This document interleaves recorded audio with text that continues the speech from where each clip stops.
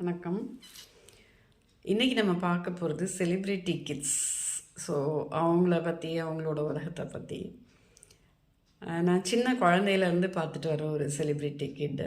குழந்தைன்னா ஒரு 4 days 5 days குழந்தையாக இருந்து பார்த்துட்டு வர ஒரு செலிப்ரிட்டி கிட்டு. திடீர்னு பார்த்திங்கன்னா ஒரு 10 வயசு ஆகும்போது செலிப்ரிட்டி கிட் ஆகிட்டார் அவர். ஸோ அவங்க வீட்டுக்கு அடிக்கடி போவேன் வருவேன். ஆனால் ஒரு நாள் கூட ஒரு ஃபோட்டோ கூட நான் எடுத்தது கிடையாது. அதுக்கப்புறம் அவங்க வீட்டில் அவங்க அக்காவோட கல்யாணம் வந்துச்சு.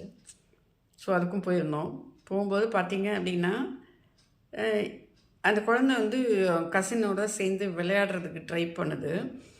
ஆனால் அது ஒரு ஒரு இந்த கண்ணாமூச்சி விளையாட்டு மாதிரி விளையாடுதுன்னு வச்சுக்கோங்களேன். அது போய் ஒழிஞ்சிக்கிறதுக்கு போகிறதுக்குள்ளே பார்த்திங்கன்னா யாராவது பிடிச்சி ஃபோட்டோ எடுக்கிறாங்க. அடுத்த வருதில் பார்த்திங்கன்னா ஒழிஞ்சிக்கிறதுக்குள்ளே பார்த்திங்கன்னா அடுத்த ஒருத்தர் பிடிச்சி ஃபோட்டோ எடுக்கிறாங்க. இப்படியே பாவமாக இருந்தது. ஏன்னா இந்த வயசில் இந்த மெமரிஸ் அப்படிங்கிறது அவங்களுக்கு எவ்வளோ ஸ்வீட்டான மெமரிஸு. அதுதான் அவங்களுக்கு இருக்கிற ட்ரெஷர் இல்லைங்களா? இதை நம்ம திரும்ப எத்தனை கோடி கொடுத்தாலும் திரும்ப கொண்டுட்டு வர முடியாது. பாவமாக இருந்தது, எனக்கு உண்மையிலே ரொம்ப பாவமாக இருந்தது.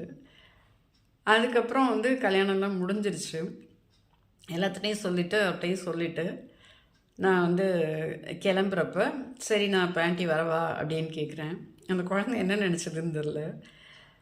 கூப்பிட்டு ஆண்டி நம்ம அண்ணன்லாம் ஒரு ஃபோட்டோ எடுத்துக்கலாமா அப்படின்னு சொல்லிவிட்டு அவரே ஒரு ஃபோட்டோ எடுத்தார்.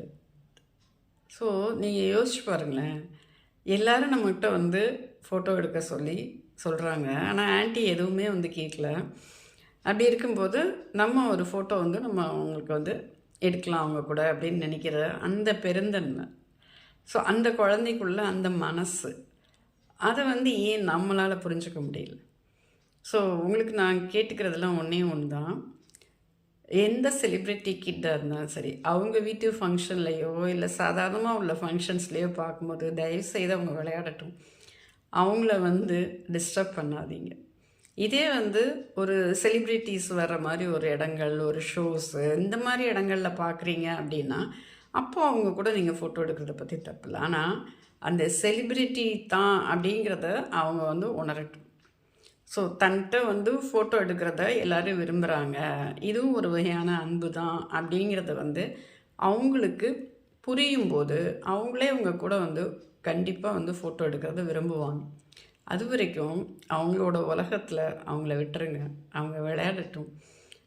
நம்மளாக இருப்போம், அவங்களா இருக்க விடுவோம். அது புரிஞ்ச அப்புறம் நீங்கள் அவங்க கூட ஃபோட்டோஸ் எடுங்க, தப்பே கிடையாது. அது வரைக்கும் அந்த குழந்தைங்கள அவங்களா வாழ விடுங்க. நன்றி, வணக்கம்.